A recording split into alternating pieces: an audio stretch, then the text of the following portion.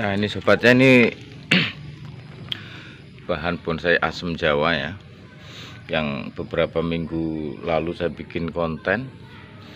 Ini yang saya cabut ya, saya potong atau saya press akarnya. Alhamdulillah ya, ini pertumbuhannya sudah sangat subur sobatnya. Jadi kalau di channel saya, maafnya ngomong, apa yang saya uraikan, apa yang saya ulas, ini semua berdasarkan fakta ya, fakta dari pengalaman saya. Jadi bukan sok tahu atau sok pinter, bukan niat untuk menggurui, hanya niat untuk berbagi ya. Jadi kalau untuk penanganan asem, khususnya asem Jawa, kita jangan takut untuk dongkel cabut ya, cabut dongkel ataupun kita program akar. Ini udah tua nih sobat ya. Kalau untuk usia ini kurang lebih 2,5 tahun ini.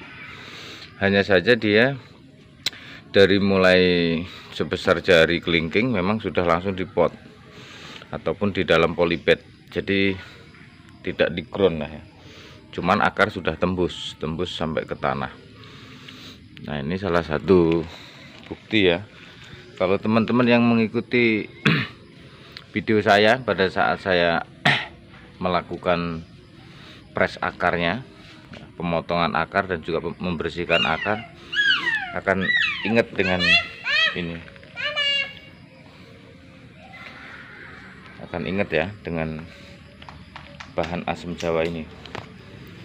Oke sobat ya, untuk kegiatan sore hari ini dikarenakan seharian hujan, saya hanya akan melakukan review dan obrolan ringan seputar bahan bonsai. Nah, kalau yang satu ini adalah sancang sobat ya, sancang yang beberapa hari kemarin saya buat untuk gaya on rock ya, atau di atas batu.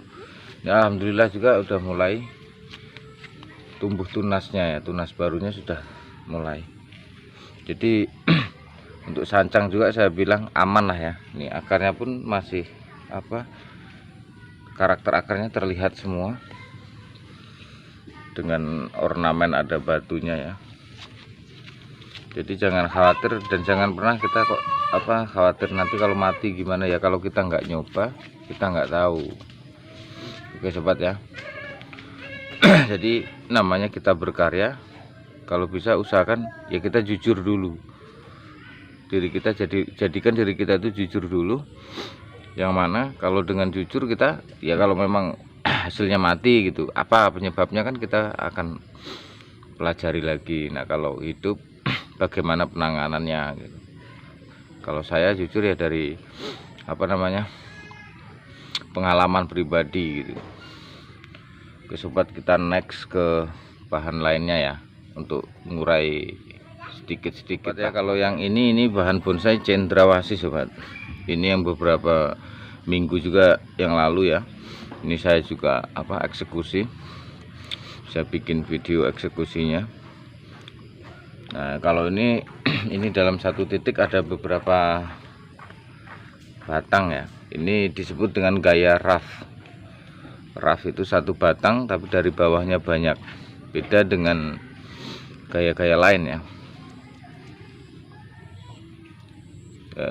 Seperti halnya cendrawasih ini ya susah-susah gampang kalau saya ya. Jadi setiap jenis kalau untuk bonsai itu memang penanganannya berbeda, nggak bisa sama. Misal jenis anting putri dengan jenis sancang, dengan jenis asem Jawa, cendrawasih dan yang lain, itu baik media ataupun cara penanganan, penyiraman itu pun sedikit banyak berbeda. Kalau satu ini hasil setek ya, atau hasil potongan saya lihat kok konsepnya sudah bagus gitu. Ini saya buat gaya semi gasket. Ini ID-nya bougainville ya, atau kembang kertas Singapura ya. Ini kemarin juga sempat ada yang nanya kan, kalau kembang kertas bisa di ini enggak gitu kan, bisa di bonsai atau tidak gitu. Nah ini saya tunjukkan, ini yang belum lama ya, Ini masih saya sebut bahan.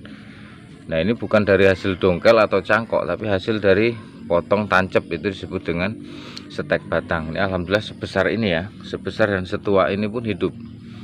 Kuncinya ada di media dan teknik penyiraman. Yang jelas kalau untuk kembang kertas atau bougainville jangan terlalu banyak disiram. Terus medianya tidak perlu menggunakan kompos, sekam, lain-lain nggak perlu.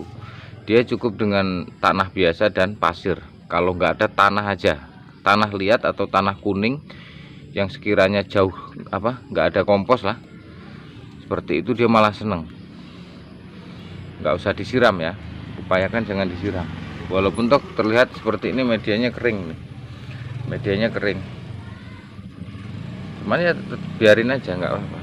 Ini baru beberapa hari saya pangkas ya, saya pangkas, saya potong pendek lagi, tapi nggak saya bikin video, karena kalau setiap kegiatan saya bikin konten atau video, justru saya yang kalah ya, terlalu banyak yang saya pegang. Jadi saya ambil intisarinya saja. Yang satu ini ID-nya serut, ini serut dulu nih, saya beli jauh nih dari Madura, dari setahunan lah. Ini saya bikin small ya, ini baru saya pangkas, cuman nggak saya bikin konten juga, dikarenakan ya itu tadi banyak yang saya pegang, jadi nggak bisa semuanya saya bikin konten. Yang jelas kalau penanganan serut jauh lebih mudah dibandingkan asam jawa ataupun lainnya ya. Oke sobat ya, kita kembali ke tema pertama, yaitu mengenai asam jawa. Asam jawa ini kuncinya kalau kita dari dongkel ataupun dapat dari liar ya, dongkel kita potong, akar kita press, kita susun itu. Kalau langsung ditanam kuncinya jangan disiram. Kalau disiram saya yakin banyak matinya.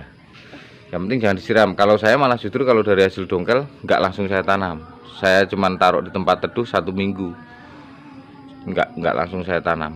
Oke sobat ya, mungkin ulasan singkat dari saya kegiatan di sore hari ini. Semoga selalu ada manfaatnya, kita ambil sisi positifnya. Kalau ada yang kurang berkenan, ulasan dan penyampaian saya ada yang kurang pas, saya izin ya, mohon maaf. Saya ucapkan selalu salam santun dari saya ya. Saya akhiri. Sebelum saya akhiri, jangan lupa untuk selalu like ya, komen. Khusus yang belum subscribe, kalau mau subscribe saya persilahkan, kuncinya ikhlas. Oke sobat ya, saya rasa cukup. Saya akhiri. Wassalamualaikum warahmatullahi wabarakatuh.